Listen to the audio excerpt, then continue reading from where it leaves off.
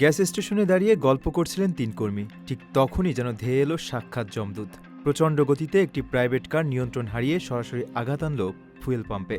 মুহূর্তের মধ্যে চারদিক ধোঁয়ায় অন্ধকার হয়ে গেল, আর পাম্পটি চূর্ণ বিচূর্ণ করে গাড়িটি সোজা চেপে বসল সেখানে কর্মরত ৩ কর্মীর উপর। শিউরে ওঠা দৃশ্যের এখানেই শেষ নয়, দুর্ঘটনার ভয়াবহতাকে ছাপিয়ে গেছে পরবর্তী কয়েক সেকেন্ডের দৃশ্য। গাড়িটি থামার পর চালক অক্ষত অবস্থায় দরজা খুলে বেরিয়ে আসেন। তিনি মাটিতে মুমূর্ষু অবস্থায় পড়ে থাকা এক কর্মীকে টেনে তোলার চেষ্টা করেন, কিন্তু পরক্ষণেই অজ্ঞাত কারণে ওই আহত কর্মীকে নির্মমভাবে আবার পাকা রাস্তায় আশ্রে ফেলেন। একজন মুমূর্ষু মানুষের প্রতি এমন নিষ্ঠুর আচরণ দেখে নিন্দার ঝড় উঠেছে। হন্ডুরাসের একটি ইউনো গ্যাস স্টেশনে এই ভয়াবহ ঘটনা ঘটে। জানা গেছে, চাপা পড়া ওই ৩ কর্মী মারাত্মকভাবে জখম হয়েছেন।